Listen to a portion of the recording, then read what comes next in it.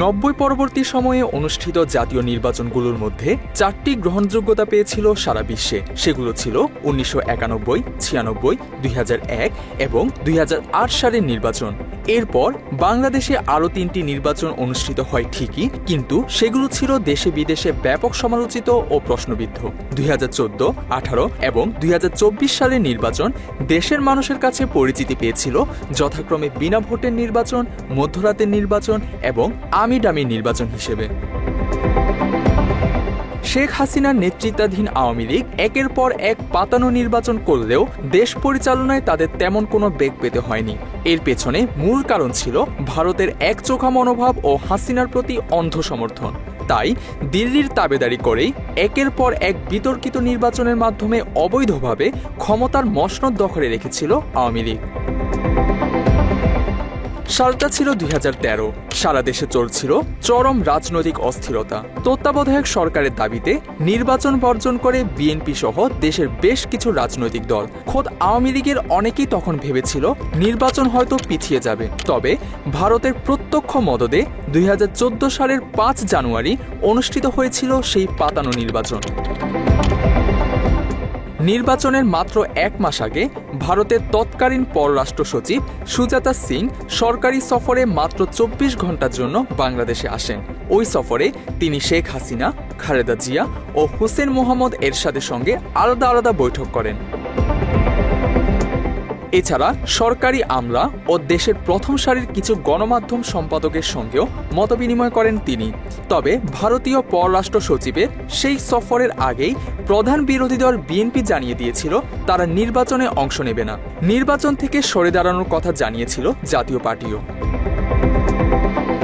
ভারত ও বাংলাদেশের গণমাধ্যমে তখন বলা হয়েছিল জাতীয় পার্টিকে চাপ দিয়ে নির্বাচনে আনতে এবং নির্বাচনকে গ্রহণযোগ্যতা দিতেই সুজাতা সিং এরশাদের সঙ্গে দেখা করেছিলেন। এরশাদ প্রথমে রাজি না হলেও পরবর্তীতে সরকারের চাপে নির্বাচনে অংশ নিতে বাধ্য হন এবং বিএনপির অনুপস্থিতিতে জাতীয় পার্টি হয়ে ওঠে প্রধান বিরোধী দল। 2018 সালের 30 ডিসেম্বর অনুষ্ঠিত হয় আরেকটি জাতীয় সংসদ নির্বাচন। সেই নির্বাচনে বিএনপি সহ দেশের বেশিরভাগ রাজনৈতিক দল অংশগ্রহণ করেছিল।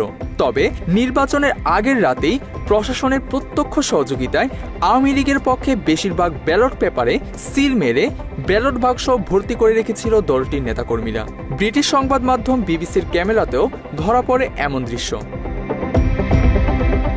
সেবার নির্বাচন পর্যবেক্ষণে এসেছিল ভারতের একটি প্রতিনিধি দল। নির্বাচনের পর যে প্রতিবেদন তারা দিয়েছিল সেখানে কারচুপির কোনো কথাই উল্লেখ ছিল না। এছাড়া নির্বাচনের ঠিক পরের দিনই হাসিনাকে মোবাইল কলে শুভেচ্ছা জানান ভারতের প্রধানমন্ত্রী নরেন্দ্র মোদী। নির্বাচনকে পশ্চিমাদের কাছে গ্রহণযোগ্য করতে দিল্লি তদবির করেছিল বলেও অভিযোগ রয়েছে। সেই নির্বাচনে আওয়ামী লীগ ও তার মিত্ররা 300 আসনের মধ্যে 293টি আসন পায়, যা দেশে বিদেশে ব্যাপক সমালোচনার জন্ম দেয়। এমন পরিস্থিতিতে ভারতের সমর্থনের উপর ব্যাপকভাবে নির্ভর করতে হয় হাসিনাকে। নির্বাচনের পর হাসিনাকে মোদীর শুভেচ্ছা জানানোর পরও কোনো অভিনন্দন বার্তা আসেনি ভারতের প্রধান বিরোধী দল কংগ্রেসের কাছ থেকে। সে সময় কংগ্রেস নেতা রাহুল গান্ধী বিদেশে ছুটি কাটাচ্ছিলেন। ভারতের নিযুক্ত বাংলাদেশের সাবেক হাই কমিশনার সৈয়দ মোয়াজ্জেম আলী কংগ্রেস নেতা আনন্দ শর্মাকে মোবাইল কলে অনুরোধ জানান যাতে রাহুল গান্ধী হাসিনাকে শুভেচ্ছা বার্তা পাঠান। আনন্দ শর্মা তড়িঘড়ি করে রাহুল গান্ধীর পক্ষে বিবৃতি দেওয়ার ব্যবস্থা করেন। সবশেষ 2024 সালের আমি ডামির নির্বাচনেও হাসিনার প্রতি ছিল ভারতের আকুণ্ঠ সমর্থন। বিএনপি সহ অধিকাংশ রাজনৈতিক দল নির্বাচন বর্জন করে। জাতিসংঘ সহ পশ্চিমা বিশ্ব ওই নির্বাচন অবাধ ও সুষ্ঠু হয়নি উল্লেখ করে এর কঠোর সমালোচনা করে। অবশেষে একই বছরের 5 আগস্ট হাসিনার ভারতে পালিয়ে যাওয়ার মধ্য দিয়ে পতন ঘটে 16 বছরের আওয়ামী স্বৈরশাসনের। তানজিম হাসান, বাংলা এডিশন।